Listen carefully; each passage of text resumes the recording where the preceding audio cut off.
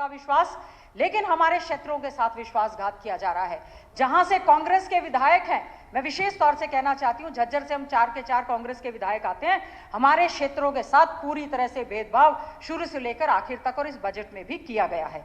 मैं सबसे पहले तो पूछना चाहूंगी कि क्या जो माननीय मुख्यमंत्री जी घोषणाएं करते हैं, बीजेपी के लोग तो बड़ी तारीफ कर रहे हैं, पूरी हो रही है हमारी, जेजेपी के लोग भिड़ रहे हैं और हम कह रहे हैं हमारी सुनवाई नहीं हो रही है, तो इस पर भी पूरी तरह से विचार किया जाए कि मुख्यमंत्री की घोषणाओं को कम से कम बजट में उसमें स्थान पूरा मिलना चाहिए।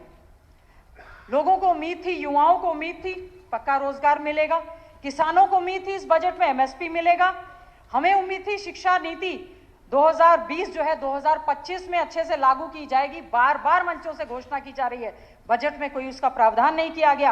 असुरक्षित हरियाणा में आज जो है जिस तरह के हालात बने हुए हैं, बहुत चिंता का विषय है। उपाध्यक्ष महोदय, पंजाब विधानसभा में ये कहा गया है कि जो गुंडे बदमाश हैं, जो बदमाशों की हरियाणा जो है वो शरण स्थली बन गया है। यही कारण है कि असुरक्षित हरियाणा की श्रेणी में हमारा ये है आ चुका है। हमें लॉ एंड ऑर्डर की तरफ जो है देखने का काम करना चाहिए। पीपीपी की बात हो रही है, बड़ी पीठ थपथपा रहे हैं। हो सकता है इनके क्षेत्र में पीपीपी की वजह से किसी की पेंशन बन गई होगी, विकलांग की पेंशन बन गई होगी, बुढ़ापा पेंशन बन गई होगी, विडो पेंशन बन गई होगी, लेकिन पूरे हरियाणा में 5.5 लाख से ज्यादा बुजुर्गों की, विधवाओं की और विकलांगों की पेंशन कटी है, जिसमें हमारे क्षेत्र के लोगों ने जो है बार बार गुहार लगाई है। अभी विधायक जी कह रहे थे खुद ही अफसरों के पास गए हैं, सुनवाई नहीं हो रही, तो कैसे सोचते हैं पोर्टल के माध्यम से, जब विधायकों के जाने के बाद भी काम नहीं हो रहे तो कैसे पोर्टल के माध्यम से हो जाएंगे। मैं समझती हूं गरीब तबके को पोर्टल के माध्यम से उनके नाम काट के केवल अमीरों की लिस्ट में उनको डाला जा रहा है। वाकई में ही उनको जो लाभ मिलते थे उससे उनको वंचित किया जा रहा है। ये क्या ड्रामा है? 1,80,000 की जिसकी आय होगी, और गलत आप आंकड़े दिखा रहे हैं। जिन भी अफसरों ने, जिन अधिकारियों ने, जिन विभागों ने, मंत्रियों ने गलत आंकड़े दिलाकर जायज लोगों की पेंशन काटने का काम किया, उनके खिलाफ तुरंत कार्रवाई होनी चाहिए। अभी ये तो पेंशन काटू परिवार पहचान पत्र के खिलाफ हम हैं। हमारे बजट में हम उम्मीद कर रहे थे सोशल सेक्टर, एक वेलफेयर स्टेट में उम्मीद की जाती है सोशल सेक्टर में कुछ ना कुछ अच्छा होगा। Schedule caste department, backward class department, minority department, और उसमें हम उम्मीद करते हैं कि विभिन्न विभागों में जो है सोशल जस्टिस विभाग में सबके साथ न्याय होगा। लेकिन सरकार, माननीय मुख्यमंत्री जी पता नहीं क्या सोच रहे हैं, सभी विभागों को मर्ज करके सेवा विभाग का नाम दे दिया गया और काम जो है स्कीमें बंद कर दी गई। ना तो विभागों के अधिकारियों को पता है कि कहां कार्य होने हैं, ना ही मंत्रियों को सही ढंग से पता है। और मैं समझती हूं मैनिफेस्टो में हम ढूंढ रहे थे, हमने सोचा शायद माननीय राज्यपाल महोदय के अभिभाषण में इस बात की चर्चा मिलेगी कि हर जिले में यूनिवर्सिटी खोली जाएगी। हम झज्जर में ढूंढ रहे थे कि कहां खोली जाएगी। बार बार हमने हमारे हर जिले में मेडिकल कॉलेज खोले जाएंगे, हर जिले में नर्सिंग कॉलेज खोले जाएंगे। बार बार प्रश्न लगाने के बाद, बार बार मांग करने के बाद हमारे झज्जर के साथ भेदभाव करते हुए आपने हमारे क्षेत्र में जो है बिल्कुल भी नर्सिंग कॉलेज देने का काम नहीं किया। हरिजन कल्याण निगम में कह रहे हैं कि हम लोन देंगे। हरिजन कल्याण निगम जहां पर गरीब तबके को लोन चाहिए उनके रोजगार के लिए, उनको अपना पेट भरने के लिए, उसमें भी आपने 1,80,000 की जो है लिमिट लगाने का काम किया है, तो उसका क्या फायदा हुआ है? मैं समझती हूँ लोकतंत्र और संविधान में जिस तरह से गरीबों का ध्यान रखना चाहिए, उसमें गरीबों के साथ अन्याय इसी सरकार में और ये परिवार पहचान पत्र के माध्यम से हुआ है। शिक्षा मंत्री जी बैठे हैं, बड़ी बड़ी बात कर रहे थे, शिक्षा का अधिकार कानून, शिक्षा नीति 2025, आप बताएं 36 आरोही मॉडल स्कूल आदरणीय चौधरी भूपेंद्र सिंह हुड्डा जी की सरकार में भारत सरकार की ग्रांट से बैकवर्ड क्षेत्रों में बने थे, नेशनल लेवल पर हमारे स्कूल फर्स्ट आया करते, आज आपने उनको बंद करने का काम किया है, भर्ती नहीं कर रहे हैं। ये आपका जवाब है, आपका जवाब दिया गया है। स्टूडेंट्स की संख्या घटती जा रही है, प्रिंसिपलों की भर्ती नहीं कर रहे हैं। आपने कहा था उनको रेगुलर करेंगे, आपने उनको एक कॉन्ट्रैक्ट एम्प्लॉय बनाकर रख दिया है। करने की कोई बात नहीं है। एक मिनट अध्यक्ष महोदय, एक बात कहना चाहूंगा, मैं कहना चाहती हूँ आरोही मॉडल स्कूल एक मिनट अध्यक्ष महोदय, मैं भी 1 मिनट बात कह सकूं? मैं पार्लियामेंट अफेयर मिनिस्टर हूं, मैं भी कोई ना कोई बात कह सकूं। आपने बार बार कहा कि बड़ा भारी भेदभाव कर रहे, मुझे कोई एक उदाहरण बताया तो अब तक की जो सरकारें हों। पहली सरकार है जिसने सभी पंचायतों में सीधा पैसा डाल दिया जनसंख्या के हिसाब से, तो क्या पंचायत इनकी नहीं है? इनकी पंचायत नहीं है, यानी कि इससे बड़ी निष्पक्षता क्या हो सका? दूसरी बात, सभी एक मिनट सुन तो लो ना जी, सभी विधायकों को 25-25 किलोमीटर की। इन्होंने बार बार कहा कि 180 कर दी, तो आप लिमिट बता दो कहां तक कर लीजिए, कौन सी लिमिट? आरोही स्कूल का कहा मंत्री ने, उसका जवाब आरोही स्कूल का बताया था, आरोही स्कूल का कह रहे हैं, आरोही स्कूल का बोला है उन्होंने, उसका जवाब नहीं। आरोही स्कूल नहीं, बाकी बातें भी जो कही गई ना जी, उनमें कोई सत्यता नहीं है। राशन कार्ड बात करे काटने की, 9 लाख कटे 12 लाख बढ़े। आज की तारीख में 33% लोग ऐसे हैं जो बीपीएल में आने लग रहे, तो संख्या बड़ी घटी नहीं है। ये भी गुमराह करने की कोशिश कर रहे हैं इस बात में कि संख्या कम हुई। संख्या कम नहीं, संख्या बढ़ी। आप आंकड़ा जो अगर घटी है संख्या, आप हर जगह ना, आप सारे मेंबर जो भी बोल रहे, अभी तक जो भी बात आपने कही, आप गुमराह करने का प्रयास कर रहे, आप सच्चाई बता नहीं रहे। आपका जवाब, आपकी बात का जवाब आप बोलिए। उपाध्यक्ष महोदय, I am on my legs and there is a point of order also. This is the written reply given by the Education Department to me in my unanswered question. Aarohi model school का जवाब दिया गया है कि इसमें बच्चों की संख्या लगातार घट रही है, शिक्षकों को भर्ती कर नहीं रहे हैं। आपने कहा था 2016-17 के तहत जो है एज गुड एज रेगुलर हैं, आज उनके साथ अन्याय कर रहे हैं। आपने जो है मॉडल संस्कृति स्कूल में एक टीचर की भर्ती की, वो बता दें, केवल नामकरण करने का काम कर रहे हैं, एक सिंगल टीचर इंग्लिश का भर्ती नहीं किया। पहली बार ऐसी निकम्मी सरकार है जो सरकारी स्कूलों में तो फीस ले रही है और प्राइवेट स्कूल में जो बच्चा सरकारी स्कूल छोड़ के जाता है ना, उसको फीस दे रही है। इसका मतलब सरकार हमारे भिवानी बोर्ड पर पूरी तरह से विश्वास नहीं करती। मैं एक और आंकड़ा बताना चाहती हूं। हमारे समय में शिक्षा का अधिकार कानून लागू होने से पहले आदरणीय चौधरी भूपेंद्र सिंह हुड्डा जी ने 20 लाख बच्चों को स्टाइफंड स्कॉलरशिप देने की घोषणा की थी, जो कि 2013 से लागू हुई। पहली कक्षा में 740, 9वीं से 12वीं से लेकर 1450 2013 में हमारी घोषणा हुई। इसमें शेड्यूल कास्ट, बैकवर्ड और बीपीएल के बच्चे थे।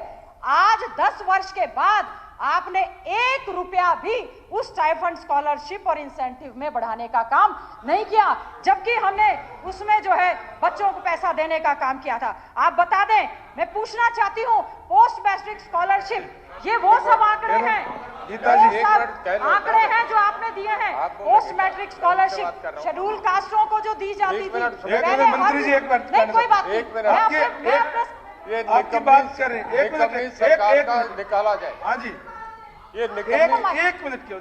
देखिए, ये इलेक्टेड हाउस है, लोगों ने चुना, लोगों की संपत्ति है विधानसभा। निकम्मी सरकार नहीं कह सकते। आप अपनी तारीफ करें, निकम्मी सरकार का ये शब्द एक्सपेंड करेंगे, नहीं कह सकते। कैसे निकम्मी सरकार कहें? नहीं, और रिकॉर्ड से निकाल के हो जाओ तरीका। अध्यक्ष जी, ये थोड़ा ही है कि कोई अल्लाह का सरकार कोई अनपार्लियामेंट्री वर्ड नहीं है, बिल्कुल गलत शब्द है, ये वापस लो। गीता जी, निकम्मी सरकार का वापस करो। गीता जी, नहीं, गीता जी बोल रहे,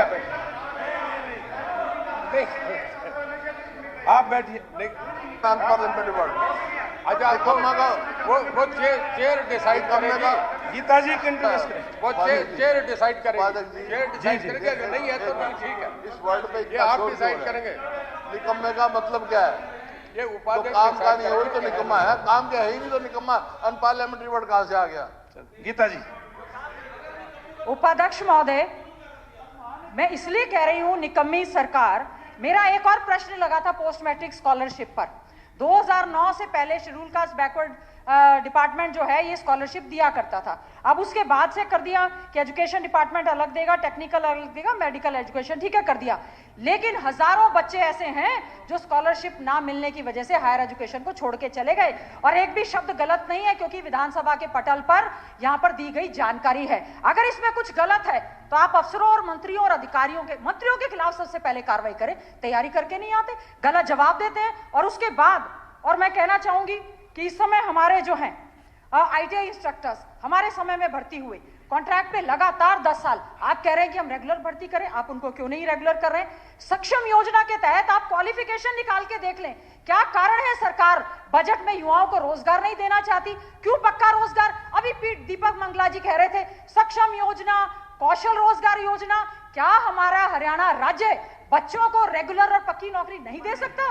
क्या कारण है कि हम क्यों पैसा बचाना चाहते हैं? क्यों हम बजट में इसका प्रावधान नहीं करते हैं? क्यों हम सक्षम के तहत बच्चों को जो है भेजते हैं कि वो गौशाला में जाएं, वो गोबर इकट्ठा करें, वो लाइट निकालने का काम करें।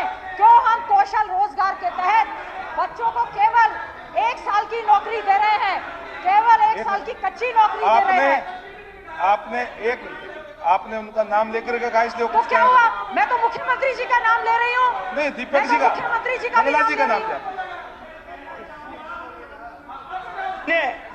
माननीय विधायिका जी से मैं कहना चाहूंगा कि वो एक बार पलवल के अंदर आए, वहां देखें, वह आकर के देखें कि शिक्षा के जहां ये बात अभी इन्होंने कौशल शिक्षा की बात की है, वहां आकर के देखें 85 एकड़ में 850 करोड़ रुपए की लागत से उस आलीशान और भव्य उस इमारत को आकर के देखें। ये इस तरह की, और जो अभी ये बात कर रही थी निकम्मी सरकार, ऐसे शब्द इनको अपनी सरकार के बारे में बोलने चाहिए। उपाध्यक्ष महोदय, जो सरकार हमारे बेरोजगार युवाओं को पक्की नौकरी नहीं दे सकती, अग्निवीर से भी कॉन्ट्रैक्ट की भर्ती देती है, वो सरकार निकम्मी है। वो सरकार बिल्कुल निकम्मी है जो युवाओं के ऊपर लाठीचार्ज करती है। वो सरकार निकम्मी है जो किसानों के ऊपर लाठीचार्ज करती है।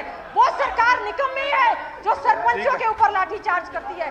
वो सरकार निकम्मी है जो 1032 स्कूलों को बंद करके मर्ज करने के नाम पर कर रही है। वो सरकार निकम्मी है जो हमारे जवाब में गलत जवाब देती है। शहीदों के पार्कों को तोड़ा जा रहा है, मिटाया जा रहा है। उपाध्यक्ष महोदय, एक तो इसकी आवाज करें, नहीं कम है, कम कर रखी है। उपाध्यक्ष महोदय, जो हरियाणा बेरोजगारी में नंबर 1 है, जो हरियाणा क्राइम में नंबर 1 है, जो हरियाणा बहन बेटियों को छेड़ने के आंकड़ों में नंबर 1 है। उपाध्यक्ष महोदय, वो सरकार निकम्मी है जो अपनी बहन बेटियों को बचा नहीं सकती। वो सरकार निकम्मी है जो बेटी बचाओ का नारा देती है। वो सरकार निकम्मी है जो नहीं मैं बोल रही हूँ। ये कोई बात नहीं। आप एक बात सुने, ये कोई कंटिन्यूस, आप ठीक है, एक बात आप फिर उनको रोकें। ये कोई आप जैसे सीनियर में आप मंत्री रहे हैं, आपको ये कोई शोभा नहीं देती आपको ये बात। मैं कहना चाहती हूँ, हमारे जो शहीद स्मारक हमारे क्षेत्रों में, हरियाणा में जो हमारे शहीद आते हैं, मैं चाहती हूं कि उसमें जो है शहीद स्मारकों के नाम से भी बजट का प्रोविजन पूरी तरह से किया जाए। एक और डिजास्टर मैनेजमेंट की और सबसे पहले जो ओलावृष्टि की वजह से जो भारी नुकसान हुआ है, हमारे पास कितने पत्र हैं। हमारे क्षेत्र में जो पिछली फसल के दौरान खराबा हुआ था उसका मुआवजा नहीं मिला। कल कई गांव में हम लोग अकेड़ी, मदनपुर, लडाएं, नौगामा, सालावास हम गए हैं। वहां पर हमने कहा कि अफसर जाएं और उसको देखभाल करें ताकि उनको सही ढंग पर जो है उनको मुआवजा मिल सके। एक और उपाध्यक्ष महोदय मैं कहना चाहती हूँ, मैं समझती हूँ इसमें पूरे सदन की सहमति होनी चाहिए कि जो अधिकार हमारा यूटी कैडर पर है, पंजाब और हरियाणा का जो 20% का था उसमें हमें 15% कर दिया है। हम कहां तो पंजाब यूनिवर्सिटी में अपने हक की बात कर रहे थे और कहां शिक्षा विभाग की सारी नौकरियां हमारी यूटी में खत्म कर दी हैं और हमारे जो पद खाली पड़े हैं उसके लिए हमारे कर्मचारियों को बुलाया नहीं जा रहा है। उपाध्यक्ष महोदय, केवल 1 मिनट में वाइंड अप करूंगी। हमारे जो कर्मचारी ओल्ड पेंशन स्कीम को लेकर धरना प्रदर्शन कर रहे हैं, मेरा अनुरोध है माननीय मुख्यमंत्री से, वित्त मंत्री के तौर पर उनकी मांगों को जो है जरूर उसमें कंसीडर करने का काम किया जाए। जो हमारा शॉर्टेज ऑफ स्टाफ है, मेडिकल की बात हो, पैरामेडिकल की बात हो, बॉन्ड पॉलिसी लागू करके आपने उनके साथ अन्याय करने का काम किया है। ये बजट अच्छा होता अगर मेरे झज्जर के जो सीएम अनाउंसमेंट में है सैनिक स्कूल मातन हिल में बजट अच्छा होता, तो अगर उसमें प्रावधान होता, ये बजट बहुत अच्छा होता। जो मेरी रोड्स जो हैं झज्जर से लेकर छूचकवास बाईपास है वो बनाए जाने की बात होती, ये रोड ये अच्छा होता। जो मेरे विधानसभा क्षेत्र में जल भराव हुआ जिससे फसलें खराब हुई और मुआवजा नहीं बटा, मैं धन्यवाद करूंगी। अगर सबका साथ, सबका विकास और सबका विश्वास जीतना है तो झज्जर विधानसभा क्षेत्र और हमारे क्षेत्रों के साथ आपको भेदभाव बंद करना पड़ेगा। बहुत बहुत धन्यवाद। क्या आते हैं आपकी जानकारी के लिए बता